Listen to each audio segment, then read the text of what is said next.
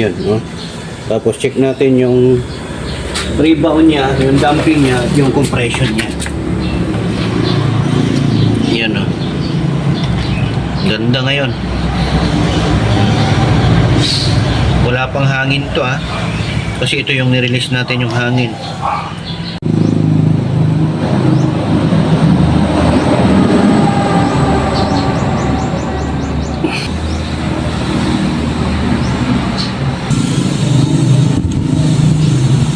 So yan, binabaklas natin tong ano natin kasi kailangan nating i-repack yung shock, rear shock natin dito sa yan, dito sa Griffin 180 natin kay Black Mamba. So ang unang ginawa natin ay tinanggalan natin ng langis. So yung langis niya nandito. Ito. Baho. Yan, o. Ganyan yung sukat niya, hindi pa natin nasukat, mamaya sukatin natin. Ang tinanggal natin yung allen bolt dito, nandito sa loob yung allen bolt pa. Hindi ko na naipakita kanina kasi siyempre para hindi na humaba masyado yung video. So pagkatapos, bago nyo gagawin to, ito muna, baklasin nyo to. Huwag nyo ipaparap sa inyo na ganito kasi may pressure yan, may hangin.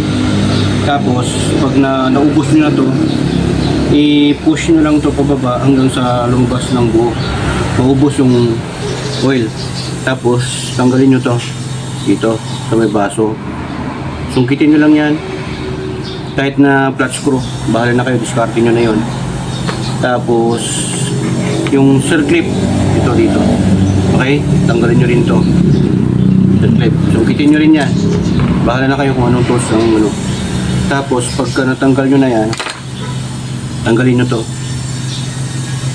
para ma-check natin dito kung meron siya nung lagay ng hangin, nitrogen at yung langis.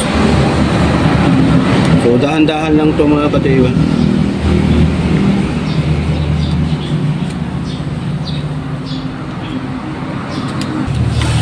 Nasa sa inyo yan kung gagayahin nyo.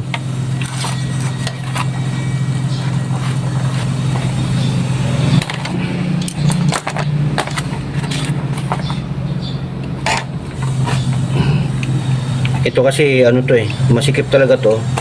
Wala kasing thread to. Yan, malapit na. Ipantay-pantay natin yung labas niya. Yan. So ito po yung laman niya mga ka-DIY. Kung mapapansin nyo, yan o. Legit po na mayroon siyang langis dito. Okay? Ito yung langis na tinanggal natin. Sukatin natin mamaya. So ito yung tumila po na langis. Hanggang doon. So sayang na yan, hindi natin nasukat kung anong accurate nito. Pero yung isa, hindi ko pa nagagalaw yun. So ito muna yung gagalawin ninyo, tatanggalin ninyo para malinisan nyo. Ito may buo-buo na siya, ba?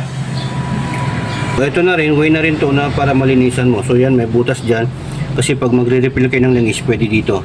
Tapos ito, pag gusto nyo baklasin yung spring dito, igagato nyo to mga ka-DIY. Parang sa ganun, pagka igagato nyo to kasi kukontrahan nyo to, itong bakal na to para maikot nyo to. Okay? Tapos ito, parang meron po siyang laman na hangin.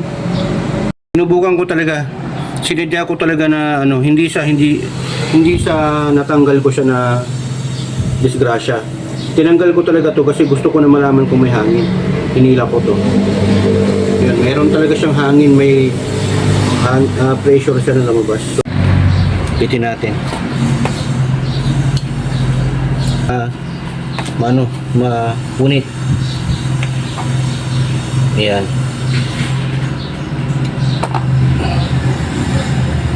So ito po, hangin nga yung laman niya. So hindi ito ordinary na hangin, nitrogen po ito. So parang napansin ko, payo ko sa inyo, nasa sa inyo naman yun kung gagayahin nyo ito mga ka-DIY. Shoutout muna natin lahat ng mga gumagawa, nagre-repack, mapamekaniko naman yan o nagdi-DIY.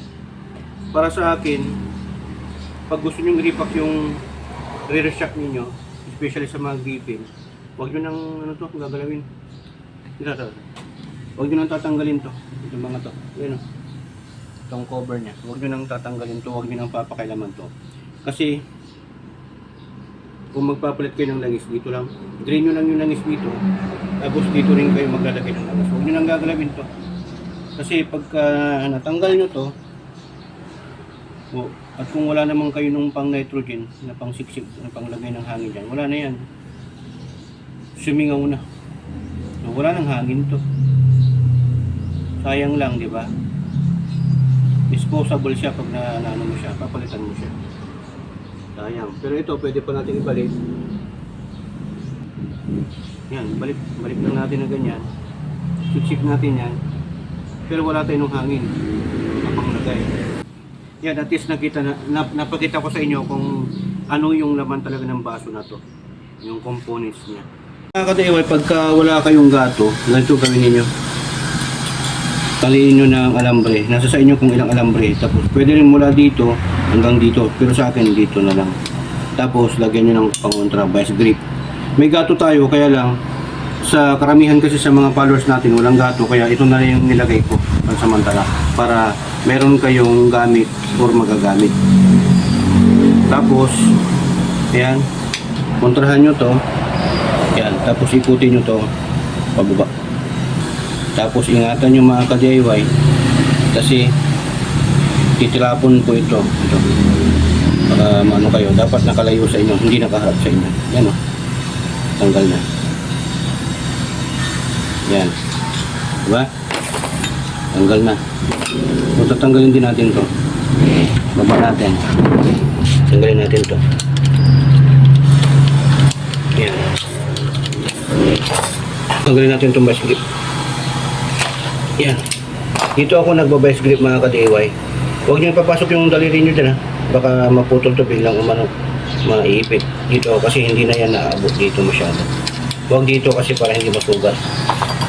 Mas maganda lagyan yung, bago nyo lagyan ng vice grip, gamit kayo ng ganito, plastic okay, or papel para hindi masugat. So pag natanggal nyo na ito, itong lock nya, itong may thread, tapos ito yung lagayan nya, ganyan yan, sumasalay. Tanggalin nyo na ito. Ayan. Ito mga ka-DIY ay nililinisan natin yung loob. So ayan, malinis na. Tinanggal natin yung mga buo-buo. Ayan. Siyempre sa katagalan, 1 year na rin ang gripping natin. Ano talaga yan? Nagkakaroon ng buo-buo kasi yung properties ng foil na ginamit ay mahinang klase lang. So, nilinisan din natin itong loob para lumabas dito yung oil. Ito itong butas na to.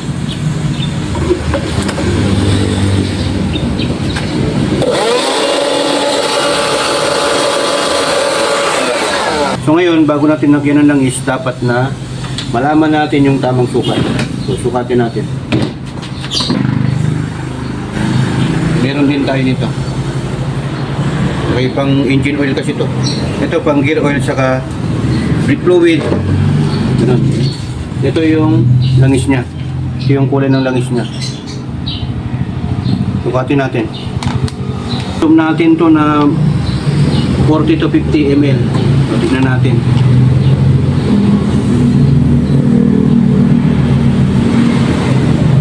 Tignan natin dito, patong natin. Ilang ml na. Tutok mo ilang ml. Ikita naman dyan.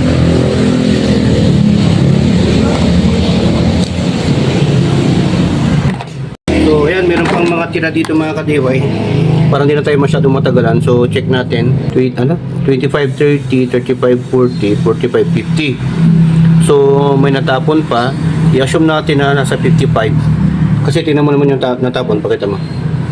Ito sa gulong, sa mags, tapos hanggang doon. Tapos mayroon pa sa daliri ko kanina. So, siguro nasa 55 to 60. Ito. So, malamang i-assume na lang natin na nasa 55 kasama na yung mga nabuhos. Pero mas maganda mamaya doon sa isa sukatin natin. Balik natin.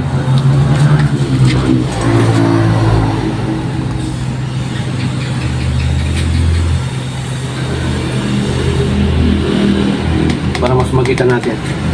Lalagay natin. Ito. Walang tagas. Okay? Ito lang po yung gagawin ninyo. Hanapin nyo lang po itong Allen bolt dito. Gamit kayo ng Allen wrench. Make sure na hindi nakaharap sa inyo dahil sisirit po yan kasi may pressure po ito. Medyo may katigasan po ito. Yan. Lapit nyo lang. Dapat dalawa yung mag-ano nito. Ayan. Lapit na.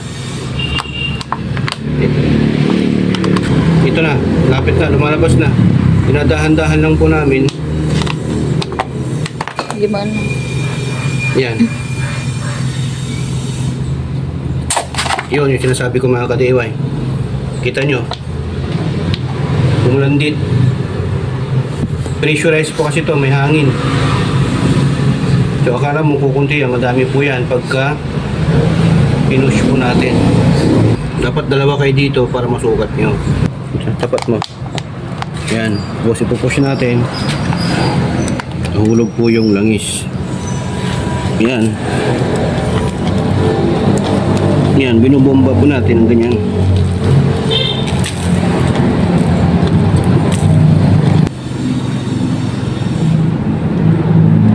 Yan. Bubula-bula pa oh.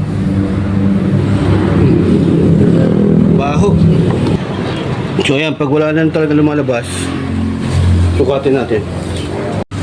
Medyo malinis pa naman kasi pagka sign ng marumi na, ano yan, magko-color dark brown or black.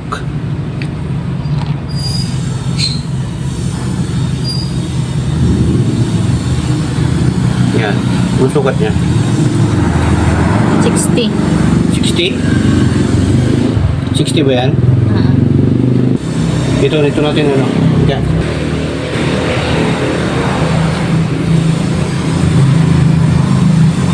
Wala na, itong bolt lang yung naiwan dito. So nasa 60. 60. So ang ilalagay natin ay 60 ml.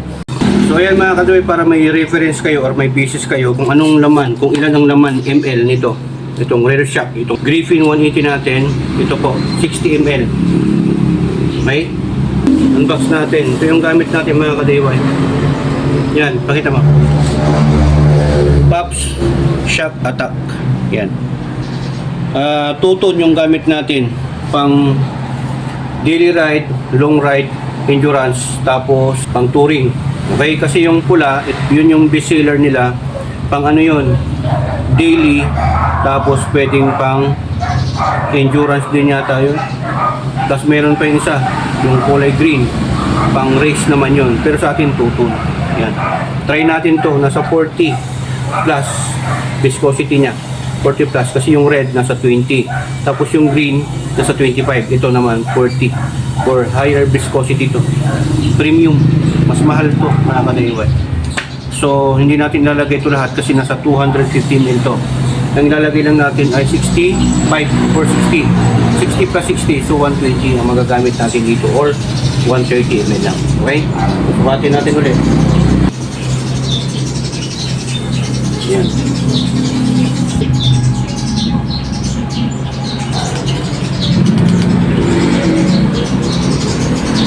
Kanina, doon sa isa. Ito yung kulay niya. Tapos dito sa isa. Di ba? Mas marumi na itong isa, oh. Ito, medyo pwede pa itong isa. Pala yung bounce niya, yung before and after na bounce niya. Hindi ko lang napakita mga ka-DIY. Medyo excited tayo. Ito yung tinanggal natin. So, ang standard na laman, kasi sinukatan talaga natin. Mapapansin nyo dito, magkaiba ng kulay. Itong kaunti, galing yan, itong kaunti at medyo darker, galing yan dito sa binaklas natin na buo. Bakit naging kaunti? Kasi yan yung mga tumilapon. Kasi malakas yung pressure niya kahapon. Ito naman, ito yung medyo malinaw pa, ito yung galing dito sa hindi natin binaklas. Hindi natin tinalas. Ang ginawa lang natin, dito natin siya dinring. Hindi na natin kinalas yung spring tsaka yung tangke. Okay? Ngayon, nung sinukat natin to, meron naman tayong prueba dun sa video natin at picture. Sinukat talaga natin yun. Nasa almost 65 siya ml. Almost 65 ml kasi may sukatan tayo. Okay? Gawa lang na kaunti to kasi tumilapon. Ito, kung may tumilapon man, very minimal lang po siya. So, ito yung basihan natin. Kung gusto nyo na mag 40 to 50, pwede naman yun. Decision yun mga ka-DIY.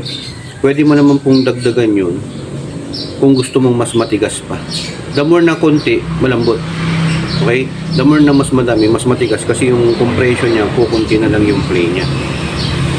Ayon sa opinion ko lang Hindi ko alam kung tama yung paliwanag. So ito, susundin natin yung standard niya, nasa 65. Okay? So dito mga ka-DIY, napaka-labnaw. Parang mineral grade yung ginamit na langis. May mga gas na yung dito mo. Tatagas na yun agad kasi napaka-labnaw. Pangit. So lalagyan natin, ito yung gamit natin. Yan, salina natin. Tuton. Tingnan mo kung gaano kalapot to. Lapot. Oops.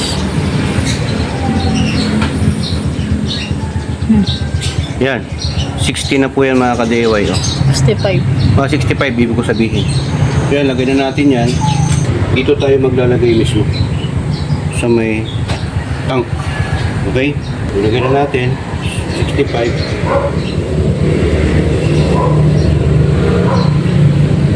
So yan mga ka-DIY, nilagay na natin yung oil niya. Lalagay na lang natin to. Make sure na malinis. Discarding na lang mga ka-DIY para hindi umapaw. Kunti lang ilagay nyo, ganyan. Kunti lang po yung ilagay ninyo. Tapos pasok nyo na to. Kasi dito na lang tayo maglalagay mamaya. Tiyagaan na lang natin. Naglagay na lang tayo dito para na sa ganun hindi tayo mahirapan kasi medyo mahirap paglagay dito. Lalo na pag ganito na 40 watts. Yan. Ito, pukin natin para pumasok.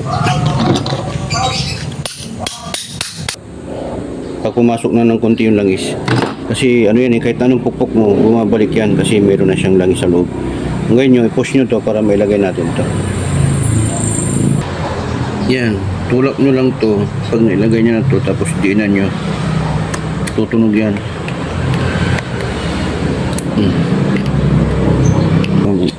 Pasok na natin to. Kulang pa eh. Yun, tumunog. Hindi na natin tanggalin to.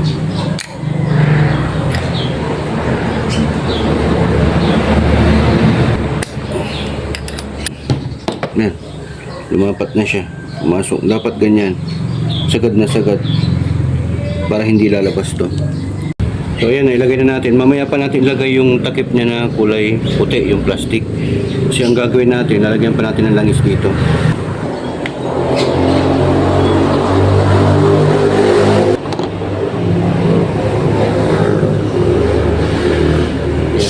Natin dito. Yung syringe.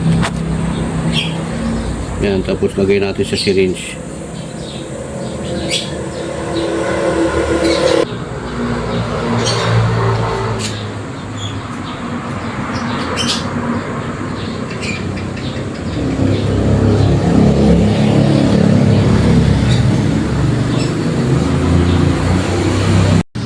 So ayan mga ka-DIY, make sure na mapalabas nyo yung air bubbles o yung air pockets kasi hindi pwede yan. Okay? So, yan, ito na lang yung natitira. Ubus na natin. Yan. Kunti lang natin to. Tiyagaan lang yung paglalagay nito. Yan, may mga bubbles. Gagawin natin, bago natin ilagay itong spring nya, tatanggalin natin yung isa doon na pwede pa. Yung gaya ng sinasabi ko na dapat pag pinrest mo to, takip natin.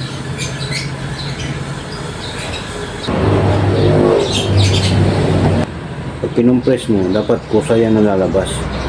Yun ang purpose ng may air tank. Yung hangin dito, lalabas yan ng ganyan. Pag kinumpress mo na ganyan, pag binitawan mo, kusang lalabas yan dapat. So dito wala. Pero hindi ko alam, baka ganito lang din yung design niya. Pero alam ko may pressure to kasi nung tinanggal natin to, meron siyang storage ng air. Yan, lumalabas na siya. So ibig sabihin puno na. Kasi natin yan, maya maya. So ayan, sa part na to mga ka-DIY, ito yung binaklas natin ng buo kahapon. So ibabalik naman na natin. So ito muna ibalik ninyo yung plastic na to. Parang stopper niya. Tapos sunod nyo to. Basic lang naman to. Yan. Ang isa sa gusto ko sanang malaman dito, kasi ito yung na-release natin yung hangin, kasi nung inangat natin to, itong parang seal dito, itong malaki na to na stainless, yung storage, para sa storage ng hangin niya, dito tayo nagtanggal. Natanggal natin to, kaya meron siyang nilabas na pressure, narinig ko yun, hangin. Aside sa may lumabas na hangin dito na pressure, meron din dito, kasi yung rubber dyan, yan yung storage ng hangin or air storage para dito. So kung magtatanggal kayo nito, pag dito nyo, nasubrahan nyo ng pressure ng paghila nito, mabubunot to mga ka-DIY. Kaya ang ginawa namin, pinasok natin, binalik natin ulit, tapos nalagyan namin ng seal. Pero hindi na namin nalagyan ng hangin. Okay? Kasi to, sana pag may hangin to, pag pinrest mo yan na ganyan, sa'yo na babalik. Ganyan. Pagka may hangin, dapat ganun po yun eh. Pagka meron siyang hangin, o na tinatawag na air shock na may oil. Okay? Pero check natin yung isa, kasi ito natanggal. I-check natin mamaya, i-compare na agad. Okay? So yan, pag ibabalik nyo to, balik tayo dito. Yan. Dapat hinila nyo yan para maipasok ito. Itong washer. Parang dito yan. Okay? Tapos balik na natin to. So yan ang ginamit natin, alambre. Pag wala kayong gato. Pero ipapakita ko, sa amin may gato kami. Baka sabihin nyo walang proper tools. Halika. Sinarado ko na yun yung gato. Kung tinuro ko sa inyo, ganito na lang. Eh, paano kung wala kayong gato? Hindi nyo magagawa to, hindi nyo to makukompress. Kaya ginamitan ko ng alambre para mas madali sa inyo. Okay? Pero may proper tools dito na kung saan doon sa mga nag-tuning ng suspension, ilalagay na natin sa gato tapos kinukompress. Pinipress na gano'n. Okay? Yan, babalik na lang natin ito. Magbalik yan. Ngayon, para mahigpitan mo yan, vice grip lang po yan mga kadeo. Okay. Dito kayo lagi sa dulo ano ng vice grip. Parang sa ganon, iwas gas-gas. Yung kunting-kunting higpit lang naman. Yan.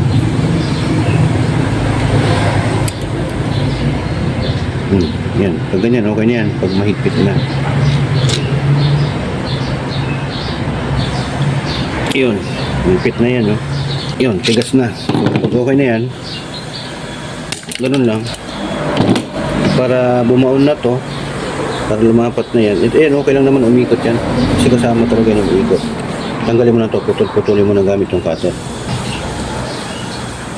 Pero pag pinuputol mo to, huwag mong ilalagay yung daliri mo dito, baka maipit dito.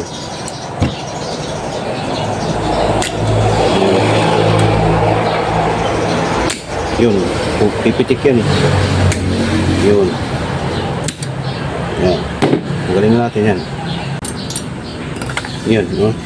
Tapos check natin yung rebound niya, yung damping niya, yung compression niya. Yan, no? Ganda ngayon.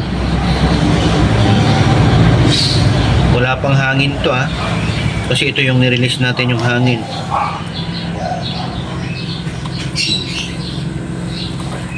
So ayan, tatanggalin natin yung shock dito kasi papalitan natin. So bago mo matanggal yung dito na part sa may baba, tanggalin muna natin to, luwagan natin. Dalawang ano lang yan, bolt size 8. Tapos dito naman yung bolt size 10. Baba.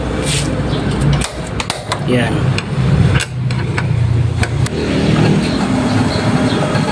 Tanggal na yan, adjust lang naman yan. Yun. Okay? Next thing na gagawin nyo, dito nyo naman tatanggalin. Size 12. Dito. So, kung paano nyo ito tanggalin, gano'n lang din po yung pagbabalik. Okay? Yung pinakita ko lang ano yung procedure at yung mga tools na gagamitin niyo. So, ganito. Pero kung gusto niyo maglagay ng stabilizer na ganito, meron tayong another video, sipat videos para doon. Hindi ko na yan i-explain dito kasi mahaba-haba. Kung paano lang po ito magtanggal at magbalik. Size 13 po dito sa taas. Ayan. Ayan, kung mapapansin nyo mga ka-DIY, itong bolt na to dito sa rear shock sa may taas, nandito na sa side. Pero dati, ang stock nito, ang standard nito, itong ulo nito, nandito, sa loob. Okay? Kaya pag magbabaklas kayo, at magkakabit dito. Kaya lang, it so happen na meron akong stabilizer, kaya nasa labas siya. Ito, mahirap to na baklasin. Ang gagawin mo, iiangat mo pa to mamaya. Ito. Yan. So ito yung tinanggal natin, ito yung hindi tayo nagpalit, stock. Tapos ito yung shock natin. Pwede pa to. Yan, yung isa lang kasi ang may tagas. So matitrace nyo naman pag may sira na yung shock. Ang unang-una, may tagas dito sa baso, itong sapitan, itong takip. So check natin. Yan. Before and after. So ganito yung bounce ng pwede pa na langis. Yung pwede pa na shock. Yan. Okay pa naman to, kaya lang masyadong malambot. Dito naman, yan, palatandaan, ito yung may sticker. Ito yung ginawa natin na bagong langis na. Nilagay natin na langis dito ay nasa 60 to 65 na ml at 45 na viscosity. Ang ganda ng bounce niya. Diba, papansin mo hindi agad bumabalik. Yun yung rebound. Yun o. Yan, dahan-dahan siya. Unlike dito, talbog agad o rebound agad. Diba?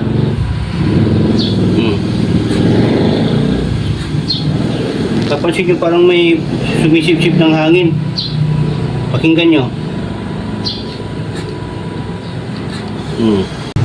Ito yung una natin lagay. Make sure na ito. Ito pwede naman to, naikot naman to sa may thread nasa likod. Ito yung una natin lagay. Ito yung mahirap na part kasi kailangan buka to. So yan, ilagay na natin dito. Buka mo lang to, hindi naman to mababali mga kalil. Matibay po yan. Tapos pag nailagay natin na rin natin yung may baba. Dapat lang natin. Kaya natin ito mga kalibay kasi napalitan na po natin yung shock.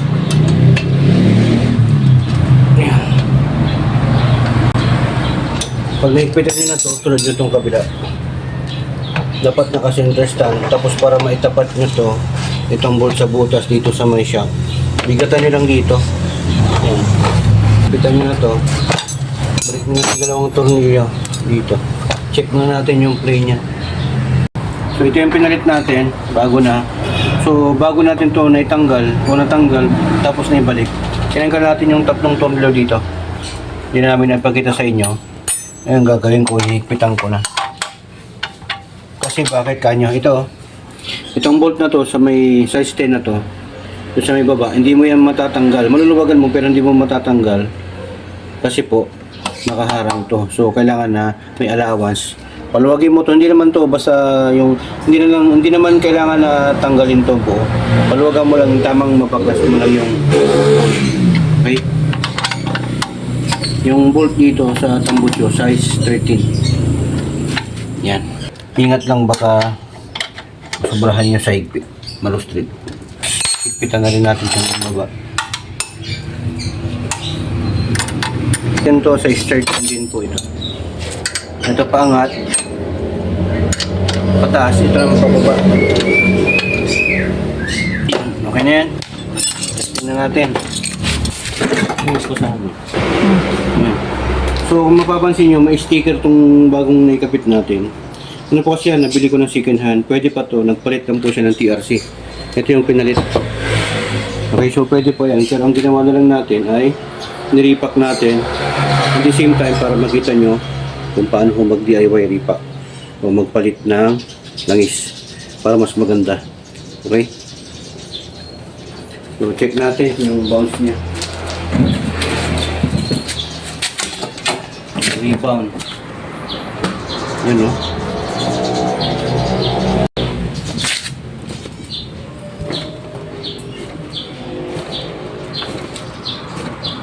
Natin sa labas. Road test natin dito sa may manubak.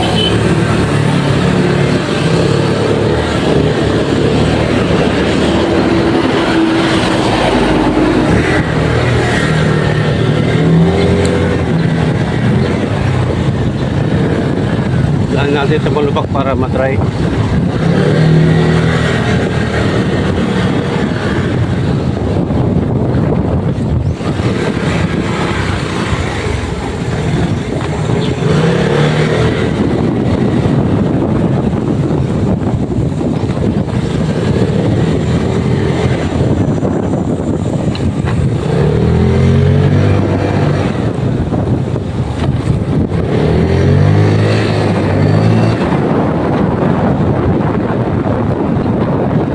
Yan.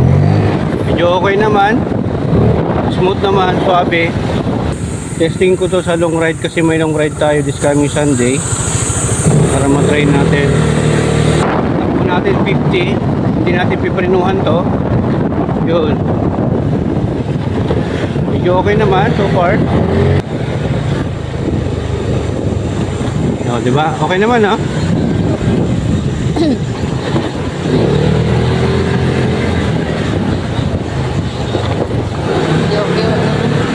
Kukunin, ha? Susupin. Para makita natin yung pinagawa natin kung tama. Wala. Kabila. Tagas. Walang tagas. Wala rin sa kabila. So far, very good. All good yung pinagawa natin mga ka-DIY.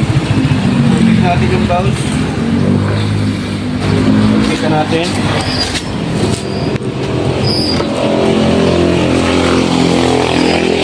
Okay naman yung pinagawa natin so far.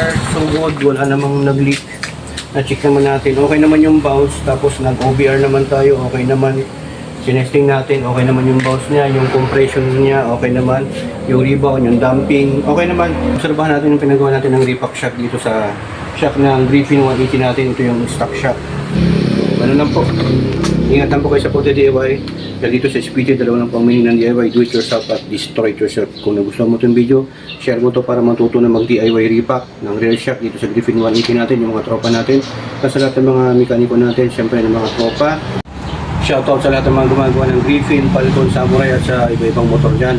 Peace out na sa atin, magtulong naman tayo para sa community natin. Tapos syempre, comment kayo sa Comsec, sa Facebook page natin at like at subscribe na rin yung mga videos natin at subscribe nyo yung YouTube channel natin mga ka-DIY. At syempre, follow nyo yung Facebook page nyo.